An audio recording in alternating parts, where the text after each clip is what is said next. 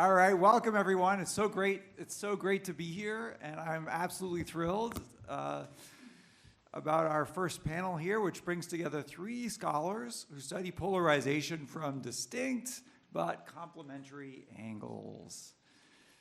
Jennifer McCoy is on my left here and is the Regents Professor of Political Science at Georgia State University and one of the leading comparative scholars of democratic erosion and polarization. Her recent work focuses on how democracies can resist and even reverse polarization, toxic polarization. Next up, we have Aakaash Rao, who is a PhD candidate in economics at Harvard and who I just learned has accepted a job for next year as an assistant professor starting at Kellogg Northwestern. So congrats on that. Absolutely no surprise. Aakaash has published for somebody just at this point in his career, has published a great deal of just incredible research in leading economic journals. And his work examines how much polarization can shape public policy in most recent publications. Finally, we have David Broockman, who is an associate professor of political science at UC Berkeley. And just to get him back for embarrassing me in those slides, I'll say that David is only an associate professor at UC Berkeley, not a Regents professor or whatever, because you actually have to agree to be promoted at UC Berkeley. And David has resisted agreeing to being promoted to get himself out of all the service work that comes along. Because no one has produced more research of such high quality on so many topics related to polarization as David has.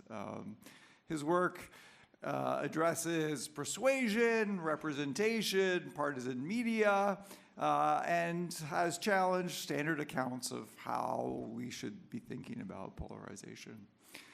So we are lucky to have such an extraordinary group of scholars here, and please join me in welcoming all of them who've traveled from afar.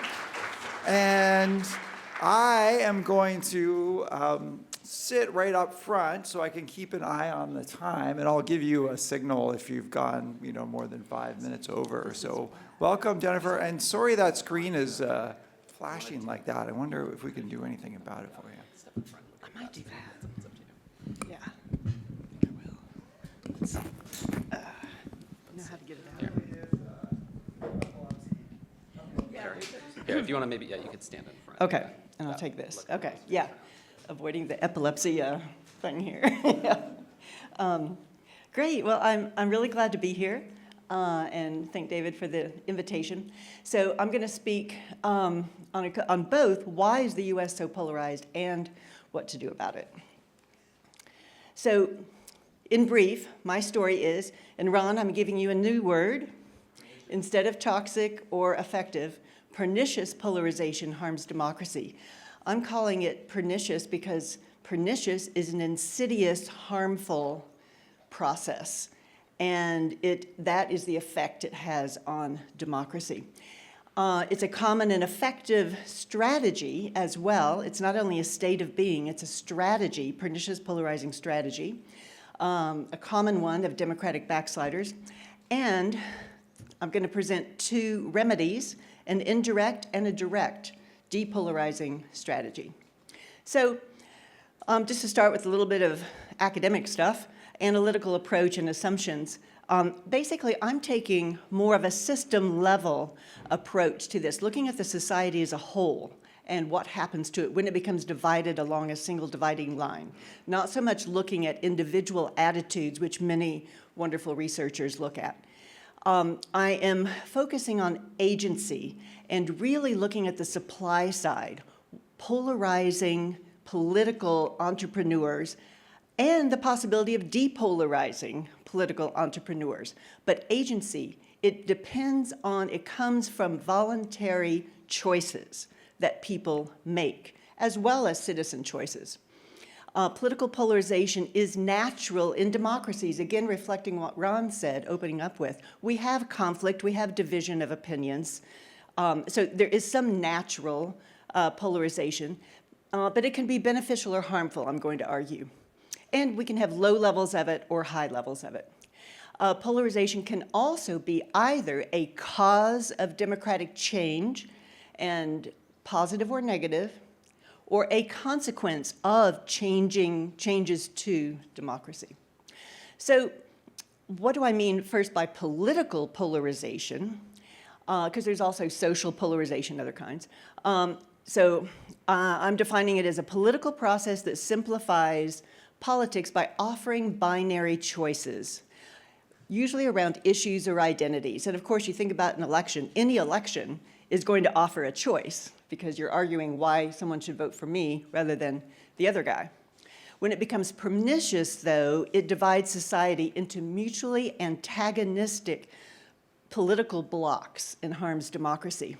Now, there can be constructive polarization. Sometimes we need it to bring about change. And polarizing change, proposals for change, beneficial change to correct a social injustice or correct a democratic deficit, are often polarizing because there will be somebody who wants the status quo on the other side. So if we contrast these two strategies, we see that pernicious does two things. It offers, in the first bullet, it not only offers the black and white choice to voters and others, but it vilifies opponents and delegitimizes them. It devalues those cross-cutting ties that Ron's looking for in Tideline. It's devaluing that, our shared identities, our shared interests. And it seeks to create permanent divisions in the society. Whereas a constructive polarization that I want to offer is also offering a choice, but without vilifying the opponents. It's valuing the cross-cutting ties. It's reminding us of our shared identities and interests. And it's only creating temporary divisions until we can achieve that change or reform that we're seeking. So the model that I've come up with my co-author, a Turkish scholar, Murat Somer, is this. We have external causes and we have external conditions, such as structural change in the world, in the society, grievances that may arise among the society, and we have the institutional incentives that exist in every democracy. It may be different. But these external conditions can create opportunities for perniciously polarizing politicians and strategies to follow those dimensions of pernicious polarization that I listed. And the strategies lead to political change. Interests realign along a single divide in the society, and the cross-cutting ties that go across that divide shrink. And so then what we see is the growth of existential threat perspectives. Each side sees the other side not just as somebody they don't like, which is effective polarization, but as somebody they feel threatened by. And people change their perspective and how they see choices being offered, even policies being proposed, from the possibility of win-win or positive sum to win-lose or zero-sum perspectives. And the harm to democracy is, at the minimum, a breakdown of negotiation, a tolerance for democratic norm violations, and I would say not only possibly, but likely creeping autocratization. So what's the scope of the problem? I'll just show you a couple of graphs using VDIM expert survey data. This is a survey from experts around the world on different countries. And the question I'm going to show you is this. Their political polarization question is that they asked the experts, to what extent is the society you are rating divided into mutually antagonistic camps in which political differences affect social relationships? And it ranges from 0, not at all, opposing camps interact in a friendly way, to 4, which is the worst, and which is what I'm saying is pernicious. Opposing camps interact generally in a hostile manner. So you can see that the United States is an outlier among Western democracies. There we are up at the top, close to that 4 in recent years. The others are rising to some extent, but they're still down in, mid-range 2, between 1 and 2. What the US is like the countries that we think of as being the divided countries.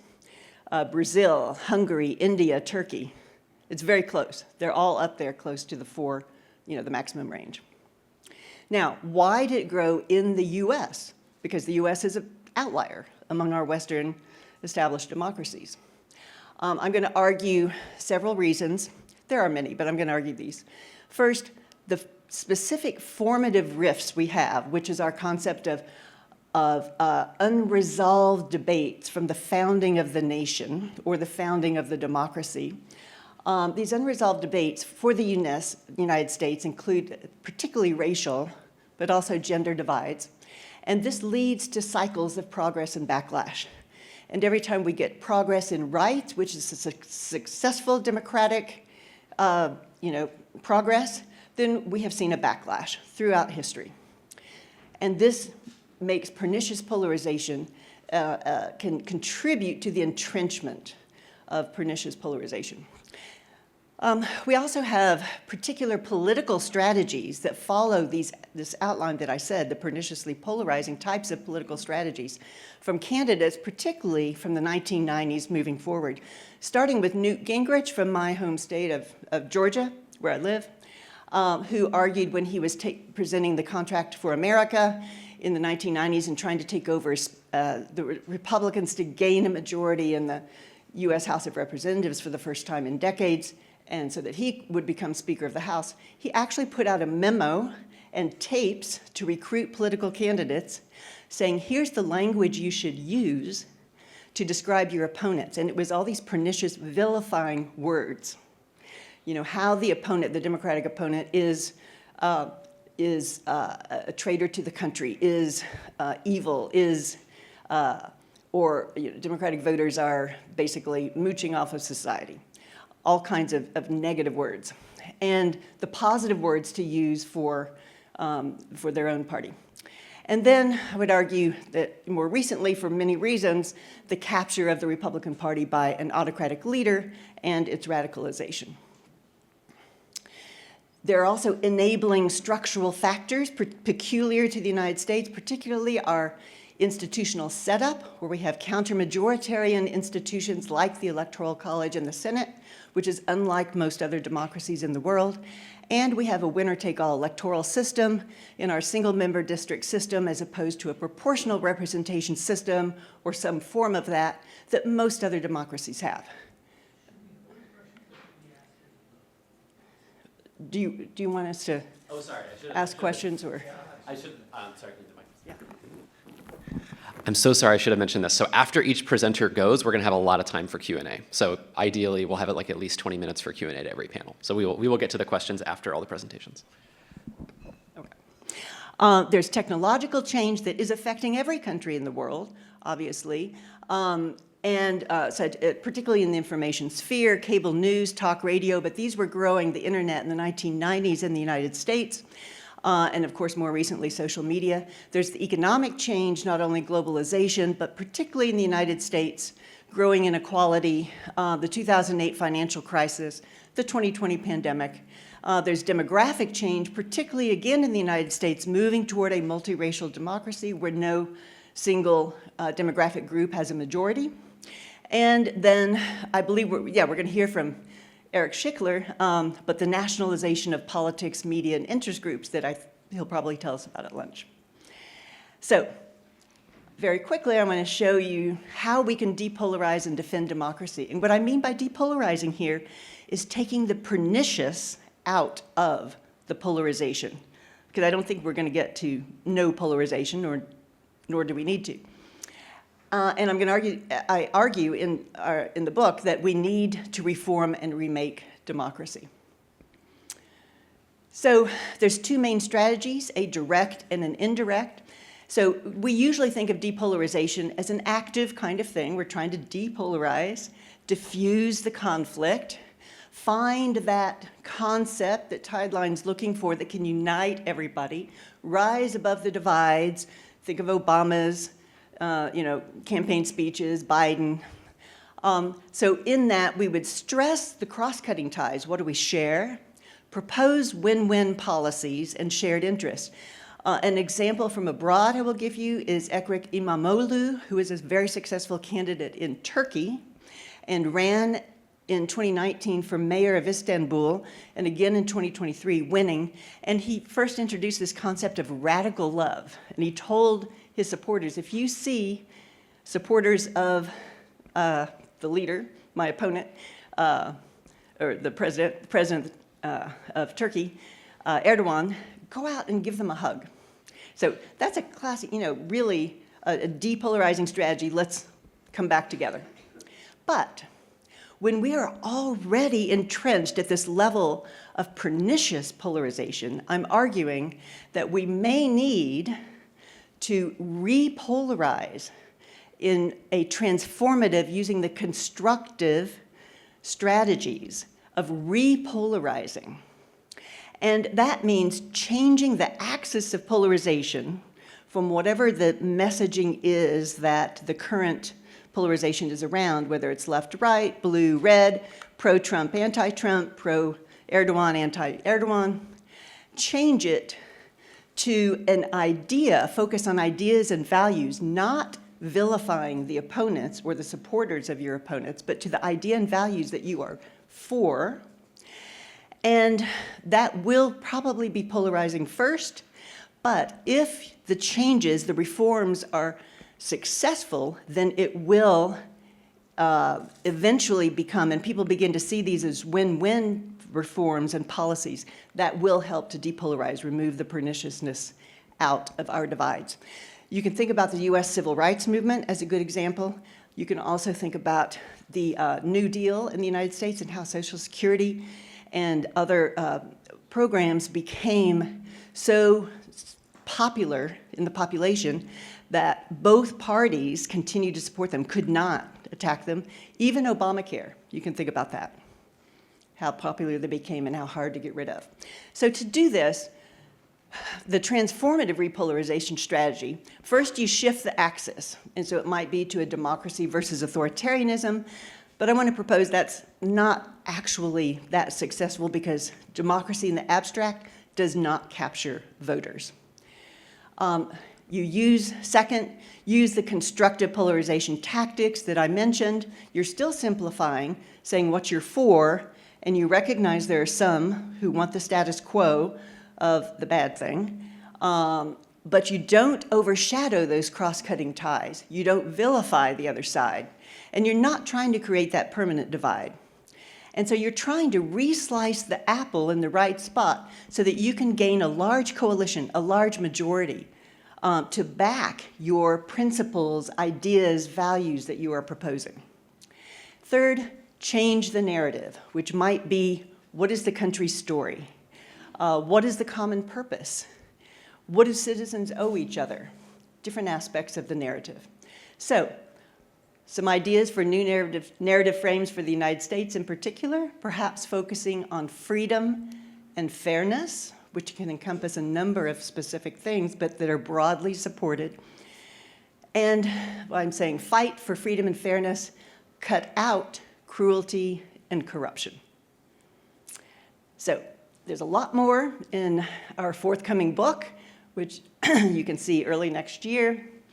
And here's my website if you want to see more, and thank you very much.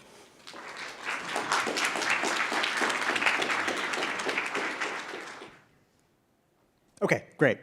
Well, it's great to be here. So I'd like to just zoom in on one particular aspect of what Jennifer was talking about, which is the role of the media.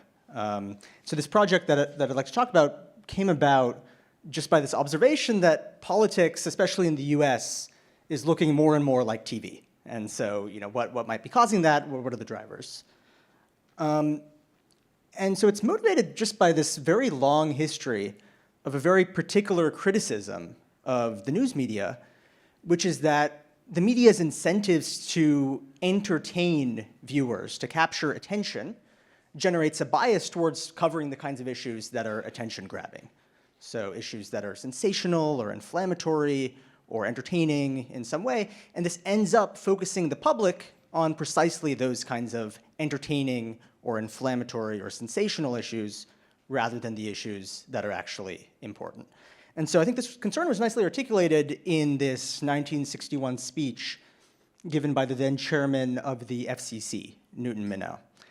And in this speech, Minow draws this distinction, nicely put, I think, between what interests the public in the sense of grabbing their attention, getting them to watch TV, and what's in the public interest more broadly, saying that the issues that grab people's attention are not necessarily the issues that are in the public interest, that we want the public to be focused on. Now, of course, a lot of things have changed since Minow gave this speech in 1961. One of them is that news producers now just need to work a lot harder than they used to grab viewers' attention, right? So if we think about the so-called network era, the 1950s to the 1980s, this is characterized by three big broadcasters, ABC, CBS, NBC, and they're facing mostly captive audiences in the sense that there's very little else to watch on TV. Their news divisions are only screening 15 minutes, sometimes half an hour of national news every day. And so for this reason, their news divisions are not as focused on directly turning a profit as they are on reputation and prestige, and very importantly, on appeasing regulators like Newton Minow, convincing the US government and the FCC in particular that they are in fact acting in the public interest. And why is this important? Well, they want to use the other 23 hours of the day to broadcast the content that actually makes the money on the public airwaves, sports and sitcoms and entertainment. So the news divisions at this time are not really focused on turning a profit, they're more focused on kind of these other motives. This starts to change in the 80s and 90s with the rise of cable TV. And so what cable does is just dramatically expand viewers' choice, right? So now news producers are competing for attention, not only with one another, but also with sports on ESPN, with movies on HBO, with the Food Network, and with these new 24-hour cable news networks that enter. So CNN first, then in 1996, Fox News and MSNBC. And then, of course, right after that, we have the rise of the internet and smartphones and social media. And all of this is accelerating this trend towards the fragmentation of viewers' attention and increasing the incentives for news producers to lean into the kind of attention-grabbing, sensational issues that will help them retain viewers. So that's one trend that we see. And then the other trend is the rise of the so-called culture war. And so this has been very widely documented.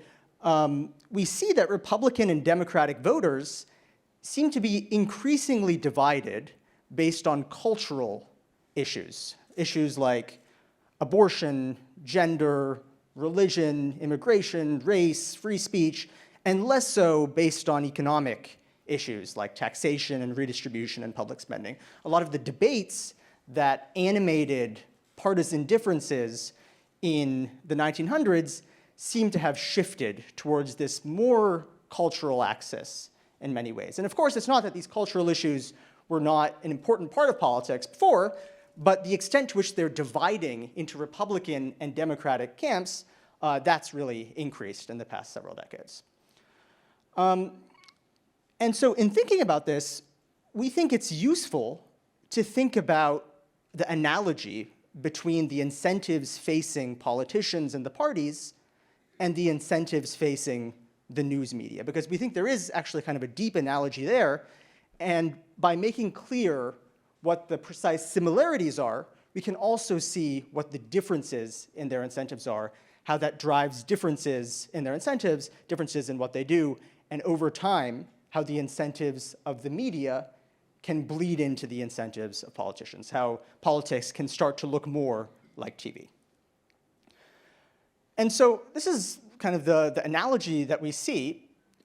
Both politicians and media outlets face a very similar problem in the sense that they're both competing for people, right? So they want to attract more people, either viewers or voters, and they can get an additional person from one of two places.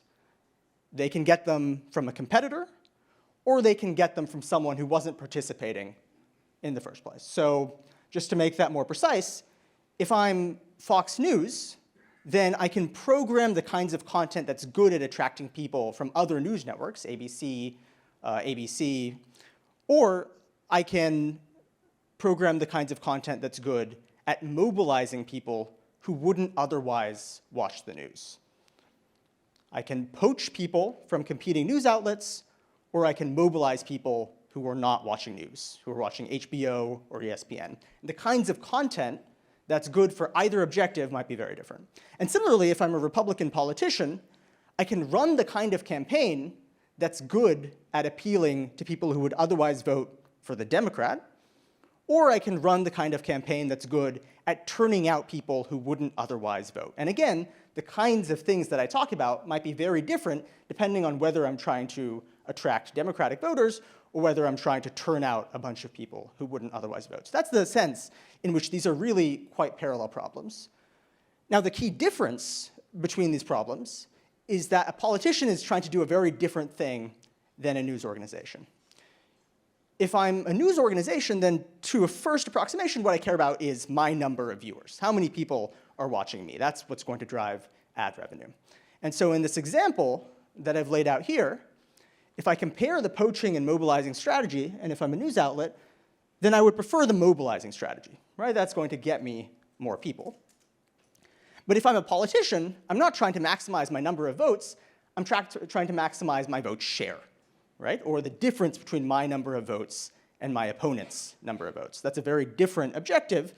What it means is that I would actually prefer the poaching strategy here, because if I'm going to gain a voter, I would much rather gain that voter by stealing that voter from my opponent than by turning out someone who wouldn't otherwise vote. I would much rather lose my opponent one vote and gain a vote at the same time than just turn out someone who wouldn't otherwise vote, right? And so what that means is that politicians should have greater incentives in general to focus on the kinds of things that are good at attracting people from their competitors. Media organizations should have greater incentives to focus on the kinds of things that get people excited who wouldn't otherwise participate in politics. And so we can ask, what are the kinds of issues that are good for either of these objectives? What are the kinds of issues that are good for poaching? How do they compare to the kinds of issues that are good for mobilization? What we do is we take 24/7 kind of TV recordings of news outlets. We link them to second-by-second kind of household responses. And so we can ask, when the news starts talking about this issue, how do people respond? Are they tuning in? Are they tuning out? Who is tuning in? Who is tuning out? What we find is that cultural issues like immigration, gender, race, these tend to be really good at attracting people who wouldn't otherwise watch the news. These are really kind of entertaining. They're more direct substitutes for the kinds of sports and sitcom and other content. Economics tends to be better for attracting people who would otherwise choose competing news outlets. So you have these two different issues, these two different audiences. What this means is that news has greater incentives to lean into the kinds of issues that are cultural, because it attracts them a lot of people who wouldn't otherwise watch the news. But on the flip side, politicians, you would think, would have greater incentives to lean into the kinds of economic issues that are good for stealing people from their opponents, because that's what politicians have greater incentives to do, steal people from their opponents. News organizations, greater incentives to turn out people who wouldn't otherwise vote.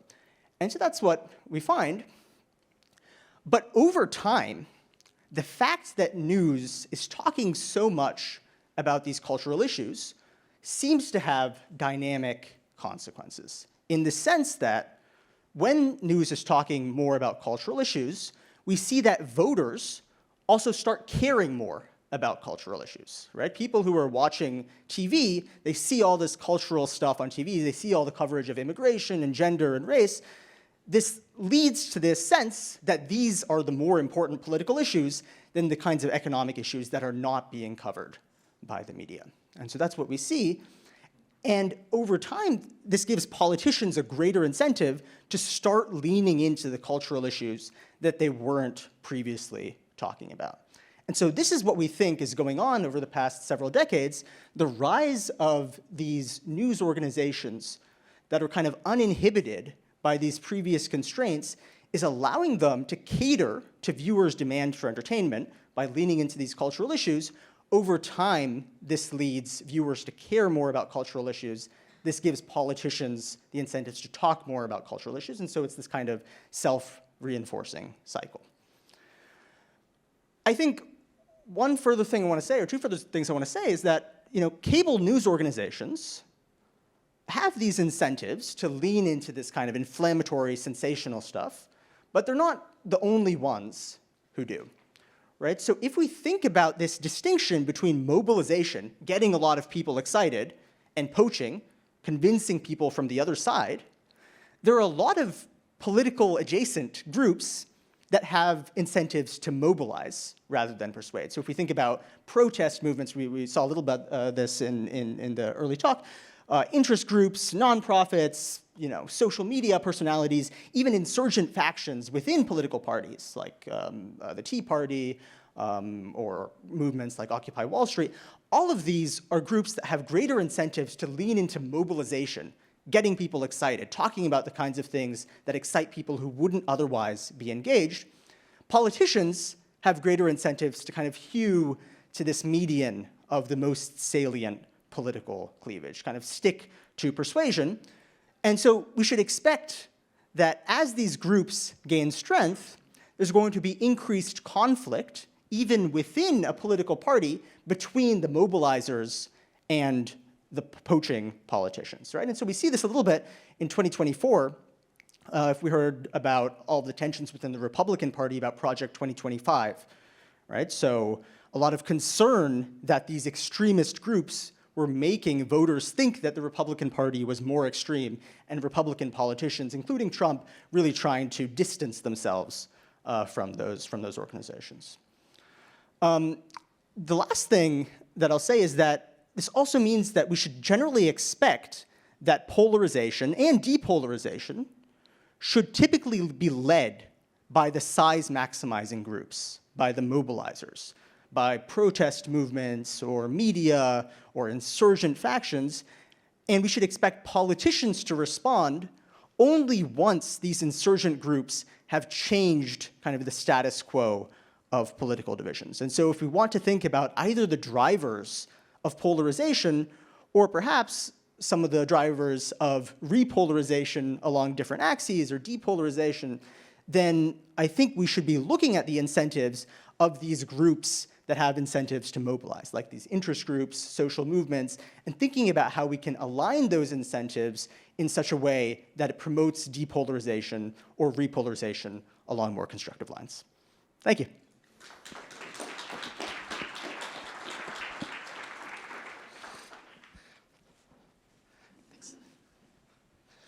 All right.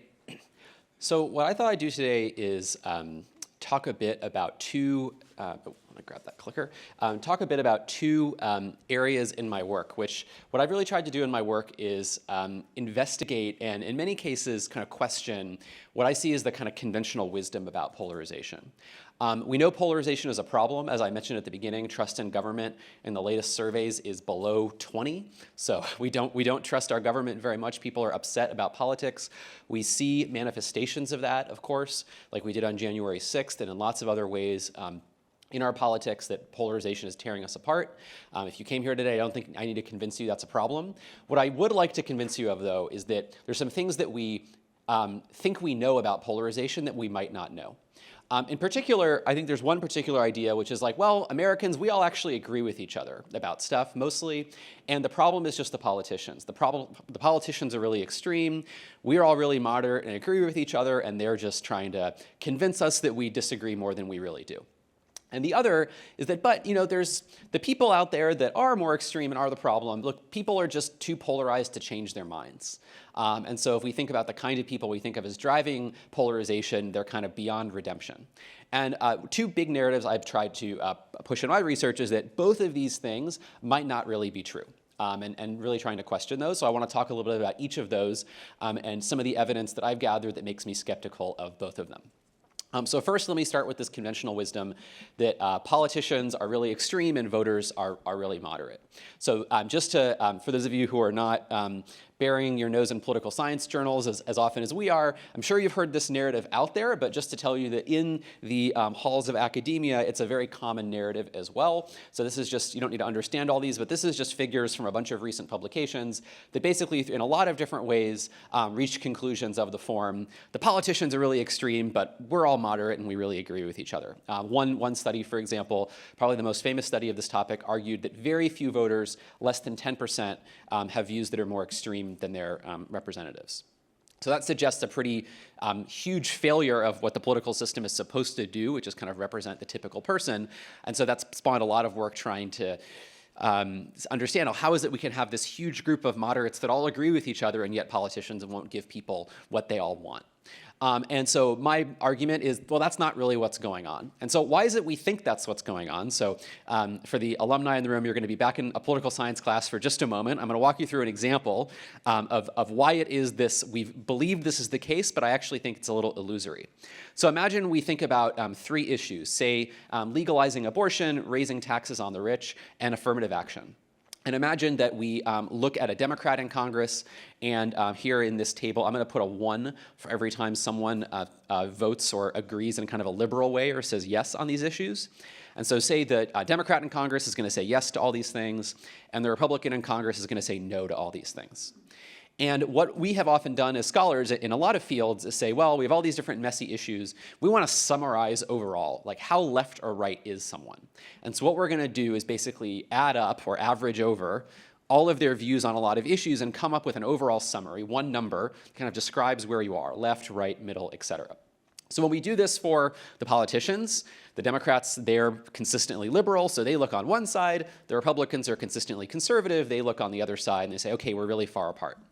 What happens when we do this same process with voters?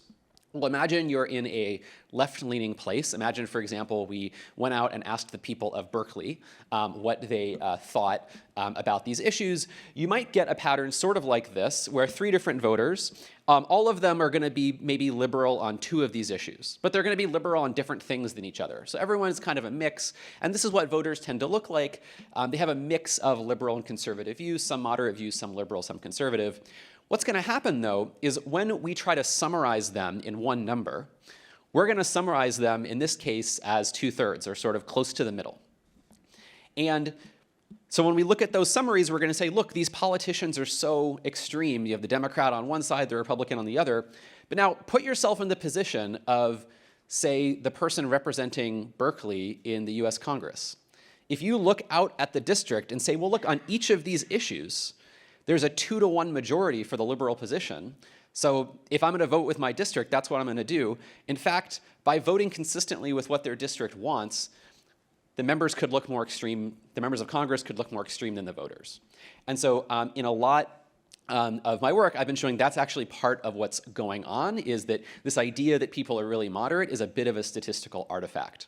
In particular, that the way that we summarize people and politicians just shows politicians are more kind of ideologically consistent with one side, which might be a problem, but that's not really a great measure of how extreme people are or how moderate they are. We actually have to measure people's views on individual issues to understand, okay, is it really the case that we should look at this and say, okay, all 3 of these people actually agree with each other? Everyone in Berkeley wants the same thing in this example? Or actually, is there actually a lot of internal disagreement and divides where people, if you get 2 people in a room, any of these 2 people in a room are going to disagree with each other on 2 things? So when I've done this in my research, I won't go into this graph too much, but long story short, I've done something in my research that surprisingly, despite all of the concern about extremism, is almost never done, which is just ask people about extreme ideas and see if they agree with them. And the answer is they often do. So in each of these little graphs, what I've done is asked people to place themselves on a 1 to 7 scale, where I've given people different policy options. The 7 is the far right, the 1 is the far left, and then you have options in the middle. 4 is moderate. And what you see is some patterns that I think are not actually all that surprising if you step back from this conventional wisdom about polarization. For example, Americans tend to really, really like Social Security. And if you look at lots of polls, they want to see it expanded in lots of ways. On the other hand, for example, the public's actually fairly conservative on issues like affirmative action. We saw this in California, where affirmative action failed at the ballot in California recently again. And I have some evidence showing that those extreme opinions, they actually are stable over time, and do affect people's choices. So if we think about where politicians would sit in this mix, oftentimes actually they're much closer to the center of where public opinion is on any given issue than we might think. So what are some implications of that? I think it gets back really well to what Ron was saying at the beginning, actually. That I think if we have a view of polarization that like we all agree with each other, and so why is it we hate each other? I think the lens I would suggest is actually it's inevitable that in any society there's going to be differences of opinion. And I think American society is no different. There are those differences of opinion in American society, and I think that reframes the question about how do we, what interventions can we create either in our institutions or out in society to manage those inevitable disagreements well, rather than just deny they exist. I think in terms of politics, one reason I've engaged in this line of work is that there's been a lot of enthusiasm for various forms of democratic reforms that basically say, well, if you empower voters, all voters want nice, sensible, moderate policy, so if we just give more power to voters, that's going to solve polarization, because the politicians are the problem. Again, here in California, where we've seen all the havoc that ballot measures can wreak, we know that maybe there's a grain of salt with that, and I think this research is consistent with that. And I think with respect to polarization, this also really underscores that voters do have genuine disagreements with the other side. And we shouldn't downplay those and say, look, you all actually agree with each other, you just don't realize that. That maybe people do have some things in common, but we do have genuine disagreements. Okay, now this is where the second piece of conventional wisdom comes in. I think the second piece of conventional wisdom, I think, would look at that fact and throw up our hands and say, well, look, there's these disagreements out there, or people dislike each other, and people are so stubborn, they're so polarized, they're not going to change their minds. And my other strand of research has been about political persuasion. And here, I would say one of my main arguments has been that actually people are not nearly as stubborn or hard to change as we might think with the right strategies.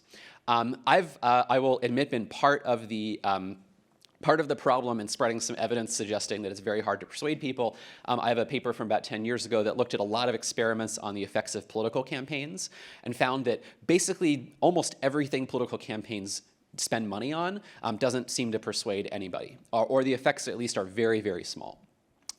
You see this in a lot of other experiments. There was a really famous study that came out a year or two ago where some researchers worked with Facebook and Meta during the 2020 election and changed what was in people's social media feeds to say, well, if we take away or turn down or up the amount of political content people get, is that really going to change people's minds and polarize them or depolarize them? And what they found here again is actually the effects were really small.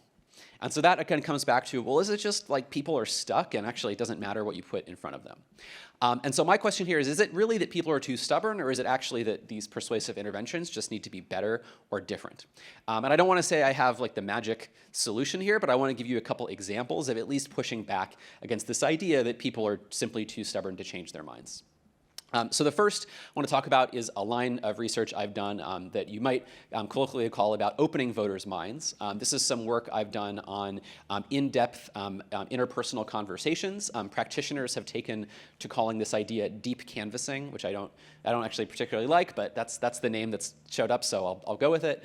And the basic idea here is to have two-way conversations with people that instead of looking like communicating the way politicians do to each other and talking points and data are focused around stories and narratives. This is a picture of Dave Fleischer, who is at the LA LGBT Center and is one of the folks we worked with on some of the early studies of this, where they were working on, in the wake of Prop 8 in California, trying to change people's minds about same-sex marriage and then later policies towards transgender people here in California. I've done a lot of studies that look sort of like this. We'll invite members of the public to take part in a survey. We'll randomize them to different experimental groups. And as part of their canvassing efforts, these organizations will actually go visit those people and talk to them about different issues. And then we will follow up with surveys in the days and months later to understand, did those conversations change their mind? And we'll compare those to a control group that is not contacted, so in a proper scientific experiment. This is coming through strangely here, but the New York Times Magazine did a nice profile of this a few years ago of one of our first studies on this.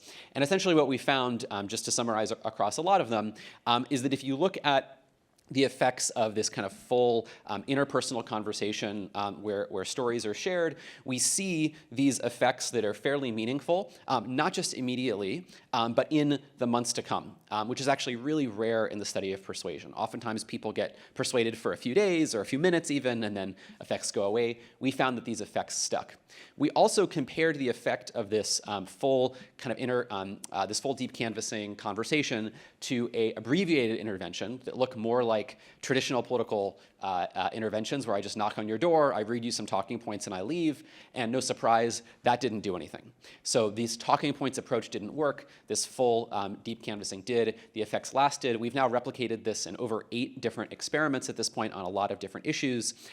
It does not seem to depend on the canvasser being a member of the group involved. We've done work on abortion, on immigration, on transgender people. We have other work in progress. And interestingly, one other, I think, kind of benefit of this too is it affects the canvassers too. So you can imagine, for example, when we're working with the LA LGBT Center, the sort of folks who show up to volunteer to talk to people about their views on LGBTQ issues have some quite strong views themselves. And interestingly, what we've seen in our research is when they go meet the voters that they disagree with, it actually softens their own views too. So both sides of the conversation are coming closer together. We're hoping to do more research on this, trying to understand kind of really what the active ingredients are in that conversation. And so stay tuned for more of that.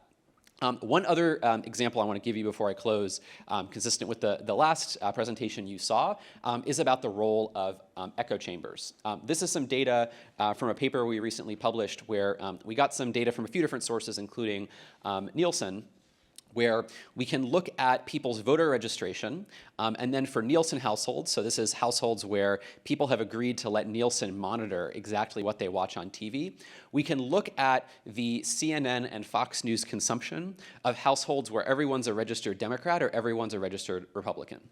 No surprise what you see, and there's a lot of numbers here, I'll just give you one as an example.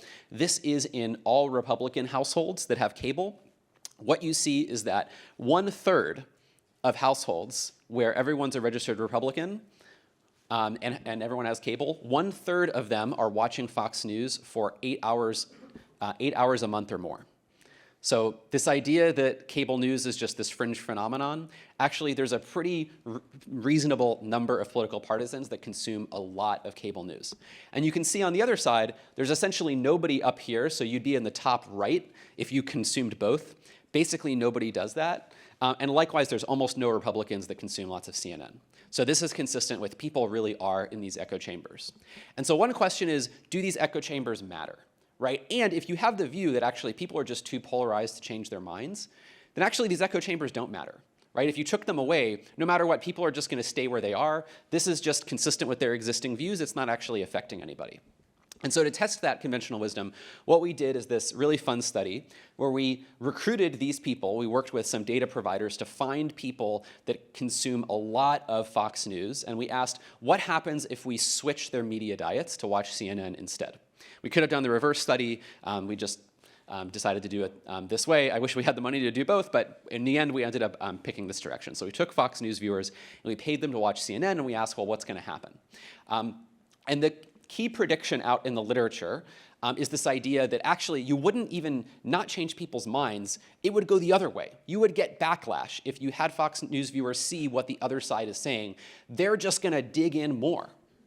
And we weren't so sure about that. We thought, if you're in an echo chamber on either side, where you're just seeing your side's point of view, you're just seeing the information about what's happening in the world that your side wants to share, then we think that actually might have a pretty big impact.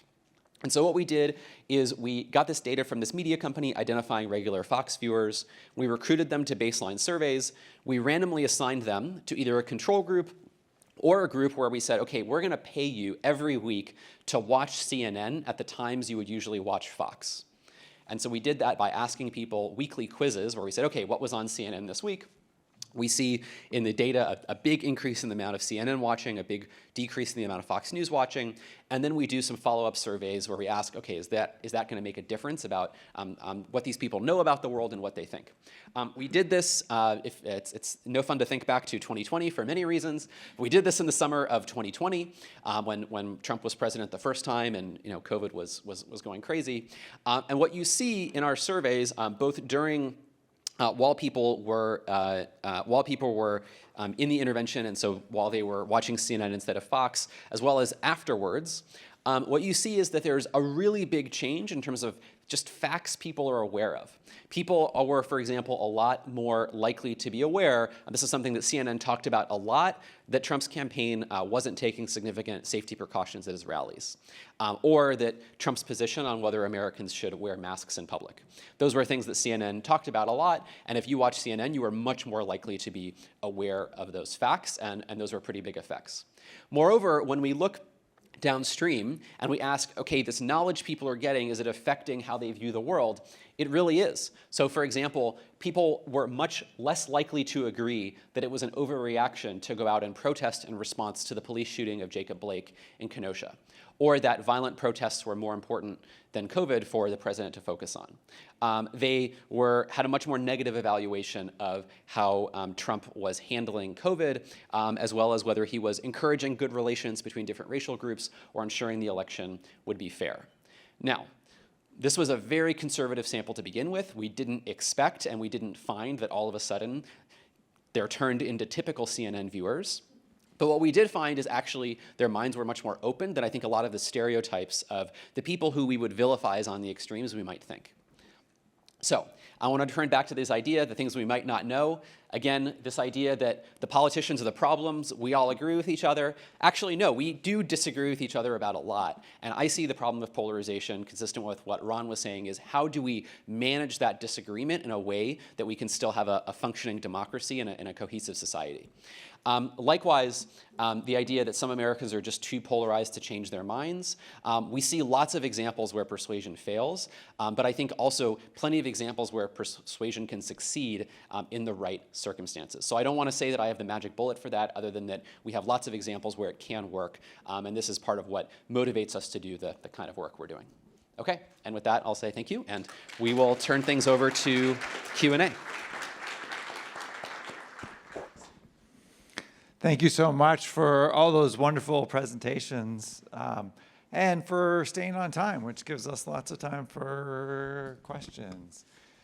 So I think there's some microphones circulating around. Is that right? Is there another microphone? Oh, yeah. Okay. So there's one back there, and I also encourage panelists to ask questions to each other. Too, if there's anything on people's minds. Sure, yeah, go. Sure, how about Daniel up here? Yeah. My last name's Zibla. I'm usually used to going last, not first here, but thank you. So yeah, great presentations. I really enjoyed them. Just on the last two presentations in particular, I was wondering, David, I think you said that the high Fox viewers were watching Fox News 8 hours a month. Is that right? That which doesn't strike me. So I'm wondering, maybe that's just what it looks like. So I'm just wondering, is there some, in other work or whatever, do you have any expectations that there's some outer limit where persuasion doesn't work? Is there some hardcore or do you see some kind of heterogeneous effect, to put it in those terms? That's the first question. Should I ask my second question for the other presentation, the second presentation? Could I ask that as well? So I was wondering that one interesting thing I thought, a difference between the media competition and party competition, at least in the American context, party competition is there's only two parties. Whereas, I sort of think of Fox News, how do you think about this with Fox News with competing to its right? So it's sort of like a multi-party system. Fox News is not only worried about poaching viewers from CNN, but also worried about losing, if it moves too far in that direction, losing viewers to OAN or News Nation, these other things. I was wondering how that affects your thinking on this. Thank you. Okay, we're gonna use this mic because our table mics aren't on yet. So it's a great question. So what we did is, so one of the big advances of that study I showed you that I didn't get into is that one of the big issues in a lot of the prior research that had tried to measure how much partisan media people are watching is that what it would often do is look at viewerships for particular shows. And it would say, okay, because this is what a lot of advertisers care about is, okay, on a typical Thursday night, how many people are watching Sean Hannity? And when you do that, you get numbers like 1 or 2 million. And so people say, oh, like 1 or 2 million, that's not really that many. And what people hadn't done is to say, okay, well, if you have 1 or 2 million people watching Monday and Tuesday and Wednesday and Thursday, and then watching at 5 p.m. and 6 p.m. and 7 p.m., are those the same people? Are those different people? And so to understand, okay, cumulatively, over the course of a month, like what's the dose of Fox News people are getting, you actually can't use just the data from those particular shows. So that was the kind of big advance of that paper, which hadn't been done that much before, is to say, let's look cumulatively to say, if we set a threshold of, for example, say at least 8 hours a month, how many people are there? And we kind of thought of that as heavy viewing because that's like two hours a week, essentially. When we define higher thresholds, you get progressively smaller numbers as you'd expect. And to your question, we do find in the experiment that it's actually what the biggest predictor of how large the effects are is not how much media you consume, but just like how strong your attitudes were at baseline. So I would say the people we have in our sample were already like very, very sort of in that particular case, like conservative. So when we ask people, for example, what they thought about CNN on a 0 to 100 scale, the median answer was 1. And when we asked what people thought about Donald Trump, I think the median answer was like 95. So still the vast majority of that sample seemed movable, but there was like a very small group, but it was quite small that moved less. Yeah, thank you. So I guess on the point of political competition looks different, at least in the US, from media competition in the sense that there are two parties, there are multiple media outlets. I think one interesting feature of the last 50, 60 years is the weakening of the parties, right? That parties are less able to maintain discipline within their ranks. Voters have increased power for better or worse over who runs, who makes it out of the primary. And I think in that sense, party competition is looking more and more like media competition than it used to. In a world where you have hyper-disciplined parties and you have powerful parties and they can kind of choose who's strategically most likely to win and advance their objectives, that's a world that looks much more like this two-party competition. In a world where parties don't have that power and extremist voters have a lot more power to choose, who gets sent to the generals, then I think that ends up looking more like media competition because you have all these insurgent factions within political parties competing with one another, and moderate Republicans have to be worried about being primaried, similarly on the other side as well. So I think the distinction you're pointing to is very important, and I think one of the reasons for some of these effects that we're seeing is exactly that parties have less ability to enforce this thing that used to distinguish them from the more cutthroat world of media competition. Table mics are on. You can use them. Yeah, the table mics are on. Okay. Great. Okay. Sure. Thank you. On your scale of 1 to 4, which I rather liked, with 1 being the least effective and 4 the most, I offer 3 questions on the structure of our government. 1, the effect of Citizens United. 2, the effect of the Electoral College. And 3, Electoral College? Lost my third thought, though. Go with the first 2. There's so many effective? there's so many to choose from. Yeah. Thank you. Yeah, no, my third will come back to me, but get started with those 2 because they're important. Citizens United, Electoral College, and the defect of the Senate representing Wyoming versus California, Texas, New York populations. Those are the 3 questions. Yeah, so you're referring, I think, to the scale of polarization from 0 to 4, the pernicious level. Yeah, these, I think, are enabling conditions.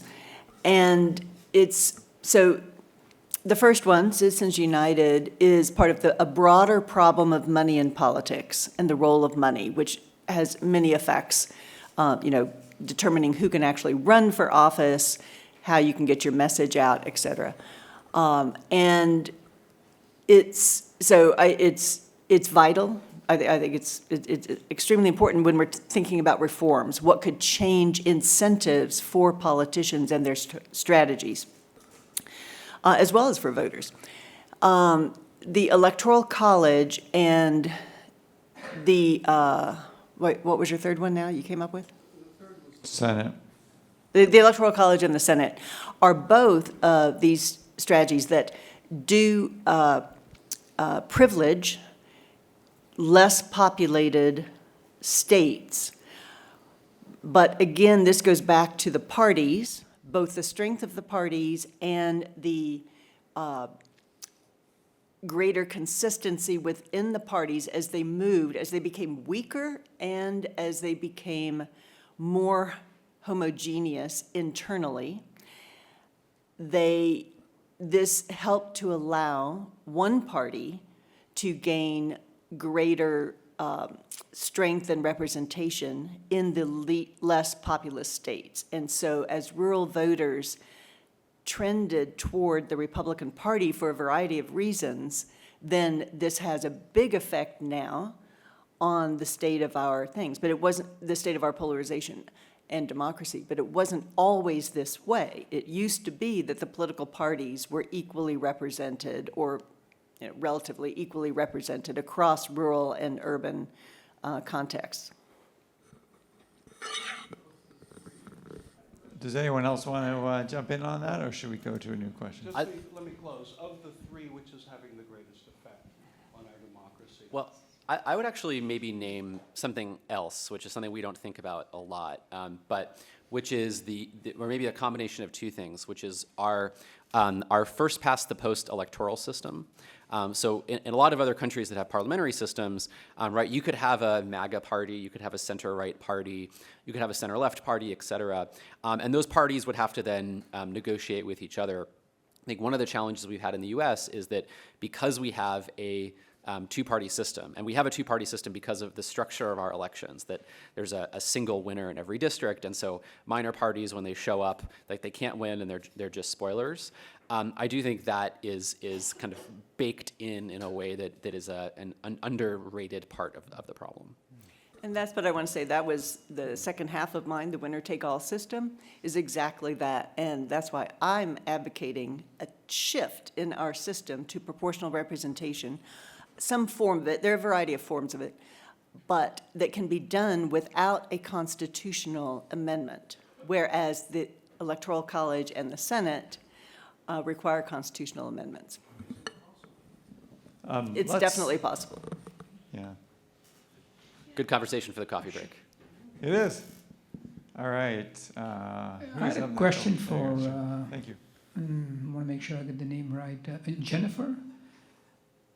So, again, this may be a stupid question, okay, but I'm an engineer, so I understand metrics. You had some metric up out there that said that we are more polarized than some of the other countries, and probably as polarized as Turkey or something. I'm just curious, if you use this metric and reverse simulated, what was the value when we had the Civil War? This metric comes from one particular method, which is, has its drawbacks as well, but it's asking experts to evaluate societies on that question that I asked. And it does go back in time, particularly to 1900. There's some effort to go back into the 19th century and to ask them. But of course, that is a retrospective view. And so it's, there's somewhat of a problem in looking retrospectively because, okay, people know there was a war, so they assume there was deep polarization.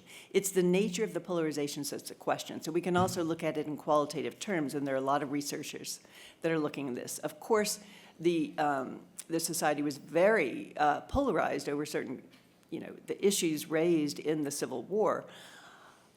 And it has been, at other times, this society has been very divided. The question is whether it's along partisan lines. And this is what is different now, I would argue, than for example, the 1960s and 70s, when we had a lot of political violence, assassinations, et cetera. But it was not as divided along partisan identity as there was some generational, there was some issue differences, cultural differences that divided society, but not along the partisan identity. And that's what then gets into the questions from the first and some of the questions that we've been talking about today is what is the effect then on the functioning of our government, the ability of our government to function and to manage conflict peacefully within the society, which is how I look at democracy, is when we have just a two-party system and the society is divided along political partisan identity, particularly at the political elite level within our functioning, our democratic institutions. They become dysfunctional. One quick follow-up question for the gentleman who did the study on trying to convert the Fox viewers into CNN viewers. I'm just curious, did you experiment trying to convert a CNN viewer into a Fox viewer? We asked the National Science Foundation to fund both, and they said they didn't give us enough money to do both directions, so we picked one, but we would have loved to do both directions, yeah. I would expect you'd find the same thing in the reverse. Yeah. Sure, just because you're right there. So I started in television news in the 1980s, sort of like the period that you studied, soon to be Professor Rao. And I have to tell you, I've sat through, presentations by consultants, my news directors about things we need to do to attract more viewers. And I've never heard anybody tell me, do more cultural issues. What I have heard people tell me is, think of yourself as the viewer. What's in it for me being the viewer? So I'm wondering, do you see that as a different perspective or as just a matter of semantics? I mean, is what's in it for me really cultural issues, or are we talking two different things?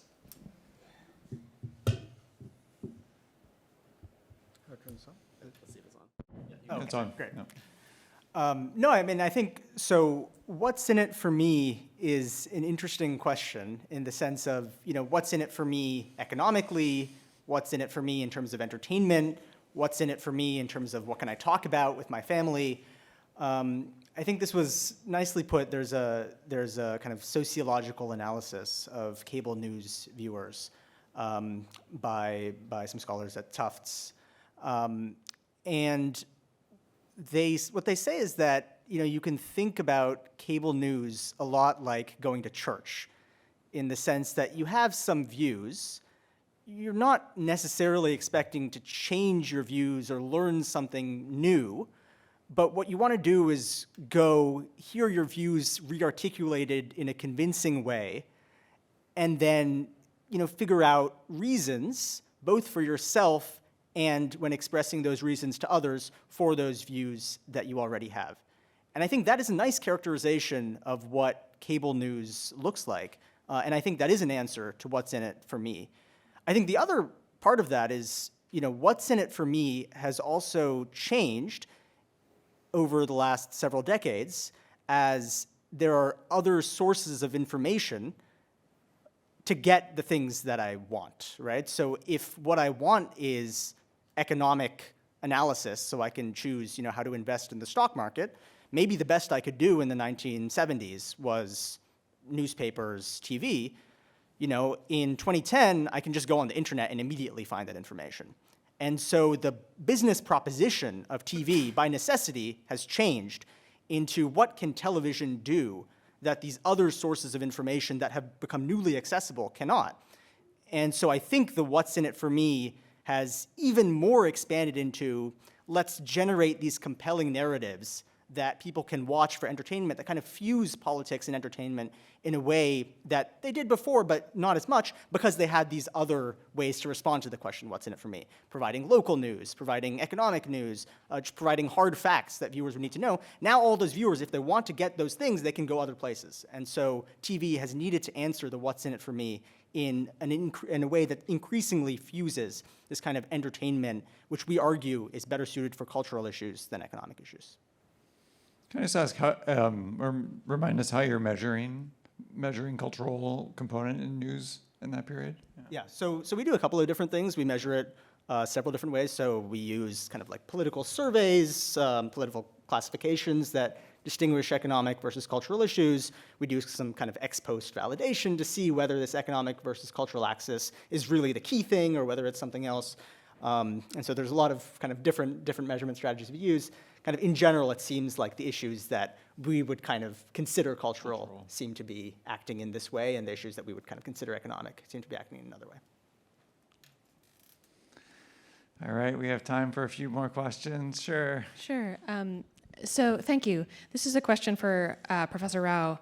I'm interested in the question here, and then I'll explain it, is there any reason to believe that media is shaping people's identity more than it used to? And so what's behind that question is it seems that people's political, so I'm not an academic, I'm a practitioner. I work in this stuff and try to actually fix the problem, which is, we could say it's not going that well. But anyway, the identity protective cognition, i.e. wanting to believe the things that fit your tribe, right? And the thing that you just said about narratives that get articulated and are more popular now as things to watch because they're more comforting, right, and entertaining media as opposed to more challenging, informative media. I'm curious, another change seems to be that people's understandings of the world are mediated through mass media and through social media to a much greater degree than was true, 100 years ago. And so my question is basically, what do you see and or what do you know about the effect of media portrayals and media as a whole on people's identities and how they think about their values? I think one of the things that both David and Jennifer discussed, and I think Eric will talk probably a lot more about at the keynote, is this sort of stacking of many different issue identities on top of one another, right? So historically, one of the big drivers of polarization has been when you have a lot of different types of social identities and they start to become more and more correlated within the same groups. And conversely, one of the big drivers of depolarization has been when there are cross-cutting issues that sort of attract people on both sides and kind of unstack some of those increasingly stacked social identities. And so, there's some great work just arguing that for many different reasons over the past several decades, many different social identities have become more and more stacked, right? So exactly as Jennifer was saying, in the 1960s and 70s, it's not the case that this was a period of tremendous cultural cohesion in the US, quite the opposite.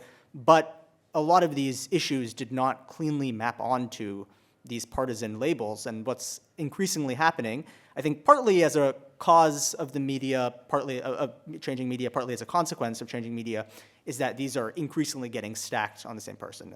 Liking lower taxes is correlated with disliking abortion, is correlated with decreased support for gun restrictions. And so I think it does make it easier for the media, for an individual outlet to kind of create a unified narrative, worldview that melds all of these things because they're not worried about losing the Republican who also happens to support affirmative action, for example. So I think that's part of what's going on. It might mean that as we have increasing sources of news, and it's easier and easier to get news on a particular issue rather than needing to go to one outlet for everything you're doing, then you get some of this unstacking because now outlets have an incentive to talk about just one issue. They can operate talking about just one issue, and maybe this will serve as a depolarizing force. The flip side is that as we have increasing sources of information, that also kind of gets into a shouting match problem where outlets have greater incentives to lean into sensationalism. And so I don't exactly know which way that will go. Sure, Ron, up here. Let me just give you this microphone.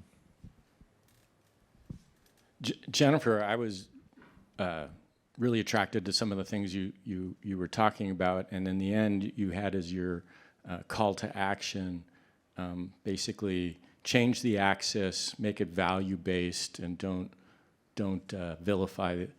Who's that advice to? Any depolarizing actor, which can be a political candidate, a foundation, a group, an interest group, a social movement, anybody who is interested in moving us away from the current situation to another with some, kind of organizational ability. And then for voters to think about this. But when we're talking about political actors, usually we think about political parties and political candidates or politicians. But it can definitely be others. It can include media, cultural influencers, sports artists, in any kind of influencer, social media influencers. It can include a lot of people who are striving to change the messaging, the narrative, the frame, and the axis. Thanks, Jen.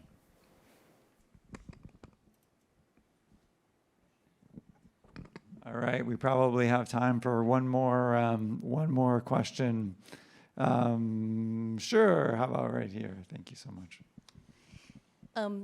I'm curious how you all are thinking about the future, because it seems like we went from a world with some shared truth. We had a fairness doctrine and 3 networks, to cable news starting to polarize and getting everyone ranting, and now we have social media, and now we're going to have AI, so we're not even going to have shared facts. So how do we actually, and I appreciate the deep canvassing, and I think Swing Left is trying to do some of that with ground truth, but other than literally going and trying to talk to every American we can, is there a way to start to have more shared sources of even just basic information, much less views? Yeah, I'm guessing we all might have something to say about this. Yeah. I'll start. I think the first thing is, I think the facts piece of it is a double-edged sword in the sense, so one of the other recent, I think, really interesting studies that was done in this space was a study where researchers paid a bunch of Facebook users to get off social media for a month. We're actually, in our department, we're working, we're sponsoring, including with some partnership with Tideline, a similar study on TikTok to understand the effects of TikTok. But this study was done on Facebook.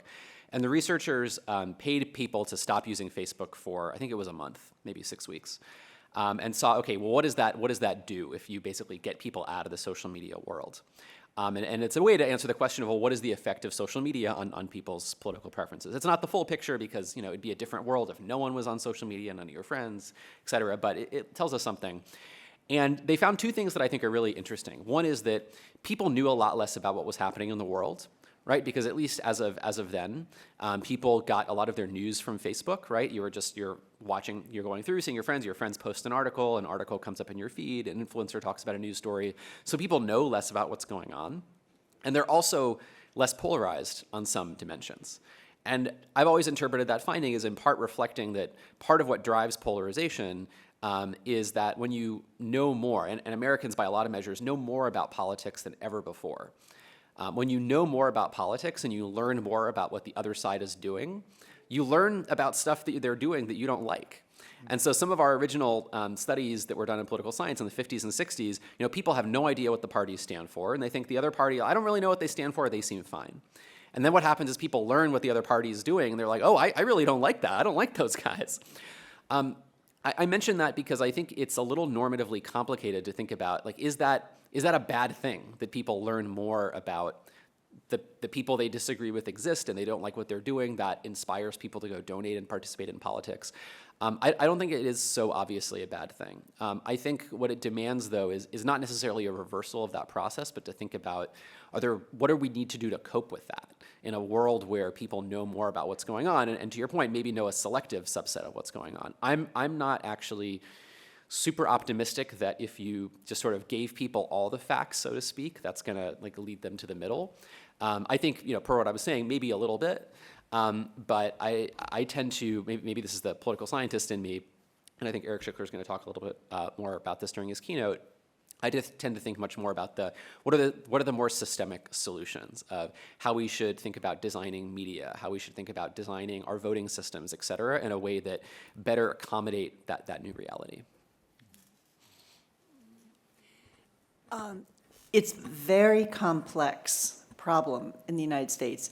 We're not emerging into a lack of shared truths. We've been in it very clearly, at least since 2021, with the interpretation of the election results and whether, they were legitimate or not. But before that as well, I would say. And it is, partially a result, as we've all talked about, the fragmentation of the media and alternative sources of information. And so I think we need new business models for media and social media. And I'm not an expert on what these would be, but, creating some forms of public, returning to some public media or new forms of public media, as well as communal spaces, communally owned media and social media. But it's basically going to take, there are so many dimensions of that to change. And so how do we change it? And with AI, this is one of the biggest threats that I see now, is the complete lack of regulation, and even a new law that says states cannot regulate, in the budget law. They passed that states cannot decide on their own regulation of AI. Until we can get a coalition to decide on this, the technology is escaping us, and it's certainly escaping our governance and the ability of our governments to even understand it. So this, I think, is an existential threat that we've got to deal with.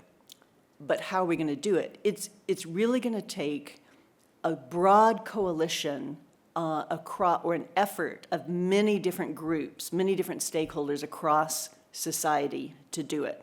And it's not going to come from Washington. It's going to have to come from grassroots, as we're already seeing, for example, the effect of the opposition to data centers because of affordability and electric prices and things like that, but is changing politicians' stances on it. It's changing the incentives. It's really amazing. But it's going to come from building coalitions, if we can change the frame or the narrative across sectors, including, business, labor, the influencers that I talked about, the large nonprofits, philanthropy. I'm working with a group of nonprofits and philanthropists right now who are trying to build this around a messaging, and trying to get this messaging that Tideline is also working for, that could be, for example, one of them is a democracy for all, returning to the Declaration of Independence, and this is, equality for all, and that we have not had this consistently in American democracy. So how can we get this consciousness out there? And it's going to require messaging, faith-based, leaders. It's a broad coalition to come together to decide and to help to message this and work with their own constituents on this. Did you want to add? Sure. I just think another aspect of this is, what is our model of how the facts that I'm exposed to relate to my partisan views? If we're in a world where, and I think a lot of economists, a lot of political scientists would like to be in this world, where I look at the facts, I consider that through my perspectives, and then after reflecting on those facts, I decide where I fall on the issues, then we're really worried about this fragmentation of reality and this kind of post-truth world, because now the facts, as you say, have completely changed. I think one thing that we know from some of the work, from some of David's work, from some of the work in political psychology, is that it's not really the case that either in politics or more generally, that's how people are making decisions, right? They're not approaching the facts with an open mind, evaluating the facts rationally, deciding where they fall. There's a lot more interaction of kind of pre-existing views, motivated reasoning based on what I already think or want to believe. And so in that kind of world, if we think that that's closer to the world than we live in, then the sort of fragmentation of truth is more a symptom than a cause, right? So I'm not saying that it's completely irrelevant, but I think it's much more concerning, this loss of a shared reality, if we think that facts are how people actually make decisions.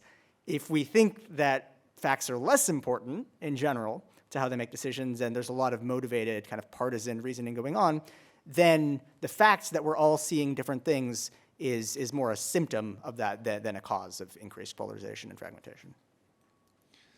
All right, we are over time, so let's do a big round of applause for our amazing panelists, and it's just great to see so many people with questions. Keep asking them. You'll have lots of time to talk to our speakers here over the course of the day. And then we're coming back together at 11:30, so see you then.